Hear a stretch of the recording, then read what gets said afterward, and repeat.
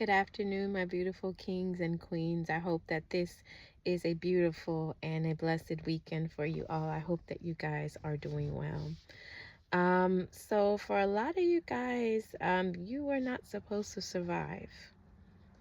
The hardships that you went through, the warfare that you went through, the enemy betted on your downfall. The enemy betted on your death. The enemy betted that by now you would have given up. By now, you should have become so frustrated. By now, you should have become so depleted of source. You should have been so depleted financially. You should have been so depleted emotionally. By now, you are supposed to be to your wits' end.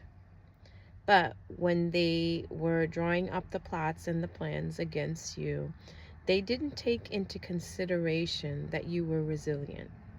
They did not look over your life to see everything that you have already been through and everything that you have already overcome. They did not know the strength that you possess. They did not know the mind that you had, nor the heart that you had. They simply looked at your statue. They simply looked at the fact that you may or may not have had a lot of people around you. They calculated based on outer appearance. They calculated based on stature. They calculated based on what it was that they thought about you. But this is the age-old tactic that the Lord uses. The Lord likes to use the less likely. The Lord likes to use those that human may not even look at twice. And he does that so when the situation is done and over, that he alone can receive the glory. For a lot of you guys have defied logic. You guys have defied physics. You guys have defied every known law to man. Based on what was done to you, you are a walking miracle. Based on the facts of what took place, you are a walking miracle. And in this situation, man cannot get the glory. In this situation, as they are looking at you, for a lot of people, they know more about what was done to you than you even know. The people that plotted and planned behind your back, they know down to the nitty-gritty detail. And this is what makes it so surprising. This is what, see, I'm choking. They don't want me to talk. This is what makes it so surprising. You were not supposed to be here. You were not supposed to have a voice. You were not supposed to be able to speak. Excuse me. You were not supposed to find your strength. You were not supposed to come back and say everything that you had been through. Had it not been for the Lord that was on your side, had it not been for the angels of the Lord that stood watch over you, you would not be here. But you have lived to tell the story. You have lived to be an example of what God at work looks like. You have lived as an example to show the world that there is still a God that is ruling and that there is still a God that is reigning. That even though men may make plans, it is God that has the ultimate say. And that no one should try to play God in anyone's life. We are not here to dictate another person's life. We are not here to try to form, fashion, and to force our will upon humankind. Every person that was born into this world, we are born with free will. We are born to be our authentic and most authentic self. The very people that wanted to dim your light now have to watch you as you shine. The very people that wanted to take you off of the face of this earth have to sit and watch as your heavenly Father begins to pour out his blessings upon you. They have to sit and think about their evil deeds. They have to sit and see as you come out of every ditch that was dug for you. And even though you, the victim, may be in pain, believe me, the perpetrators are even in more pain than you. Because now their ego has been bruised. Now they have to sit and sit with self. And they have to look inside their soul.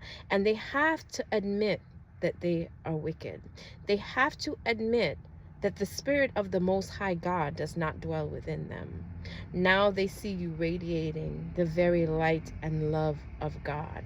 And for those who were not prepared to look at the light, their eyes are hurting them. Because you, my dear, you are brilliant. You, my dear, you possess the love and the light of God. And for those that came against, for those that plotted and planned against you, your happiness is their defeat. Your joy is their defeat. You being resilient is their defeat. You not allowing the darkness that they spewed at you to make you become like them, it is their defeat. They have not won. They have not won simply because you still possess the light and love of God in you. You did not let the hardship, you did not let the pain, you did not let the wickedness change the very person that you are. You, my dear, are an overcomer. You, my dear, are setting the standards for what the love of God should look like. And even though you have been wounded, even though they did things to make you not trust, they did things to make you not have faith in humankind, there is still a spark of hope within you. There is still a spark of love within you that still allows you to see the good in others. There is still hope within you that allows you to believe that you have a future. They wanted you to feel like there was nothing left for you. They wanted you to feel as though you could not make it. They wanted you to look at other people and doubt that there could be good in these people. But you know, like I know, that there is a God, and everything that God created is good. For when he made the sky, when he made the animals, when he made man, he stepped back and he admired his work and said that this is good. So because you still have the love of God in you, you are not looking through tainted lens. You still see the good in life. You still see that the possibilities for you are endless. And that, my dear, is defeat enough. That, my dear, is letting the enemy know that you did not break me. It's letting the enemy know that yes, I had to bend. Yes, I had to shift. And yes, I had to make certain adjustments. But you did not break me. And that is defeat enough. Because if they could break your spirit, if they could change your outlook on life, then the game was won. But here you are, still believing. Here you are still having your zest for life. Here you are still planning and hoping for a better future. My dear, you won the game. How beautiful it is to be an overcomer. How beautiful it is to know that stumbling blocks and stepping stones were placed in your way and you overcome them all. Even though hurdles were set before you, you jumped over and you overcame.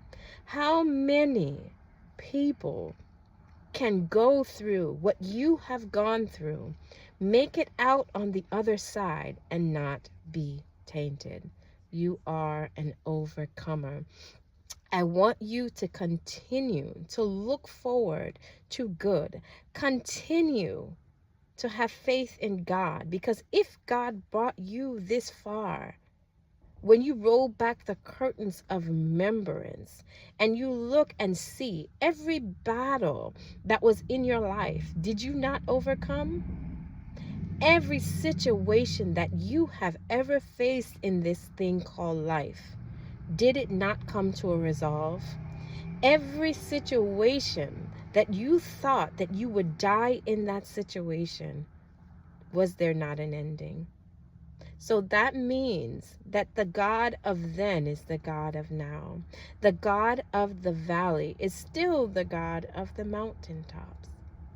Being an overcomer does not mean that you are perfect. Being an overcomer does not mean that you won't become tired. Being an overcomer does not mean that you won't cry. What it does mean is that even if you fall, you make the decision to dust yourself off, get back up, and try again. That is what being an overcomer is all about. That is what being a survivor is all about. It's about taking that pain, taking that hurt, and turning it into something beautiful. Does it justify what they have done to you? Absolutely not. Does it change the fact that it was done to you? Absolutely not. But it does change your outlook on life when you choose not to become bitter. You are not supposed to be bitter. You are supposed to get better. So whatever it is that you have gone through, whatever situation it is that has come up against you, it's ultimately up to you whether you will become bitter or better. And as an overcomer and as the champion that you are, I know that you will make the decision to become better. Becoming better can look like analyzing yourself and seeing what part of you attracted the people that hurt you in the first place. And when you see that, you need to sever ties with that individual because you are becoming better. It's also in making better choices.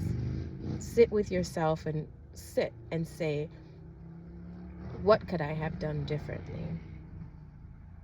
And when you find that out, do better.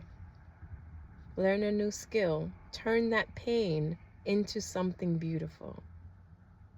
Learn a new skill. Master that skill. Take that bad energy, transmute it, and turn it into production. If someone hurt your heart, say you were hurt in a relationship, take that pain that you are feeling and create something. If your job did you dirty, learn something, read a new book. Take that pain and turn it into creation. It's not your fault. None of it is your fault. But your healing is your responsibility. Making sure that that heart does not get bitter, that's your responsibility. No one can do that for you. And I want to congratulate you for overcoming all the obstacles that were put in your way. I want to congratulate you for not being a bitter human being. I want to congratulate you for still seeing that there are still good humans on the face of this earth. Even though they went against you, you still have faith that the Lord will send you the people that resonate with you. Even though they harmed you, you still have faith that the Lord is able to do exceedingly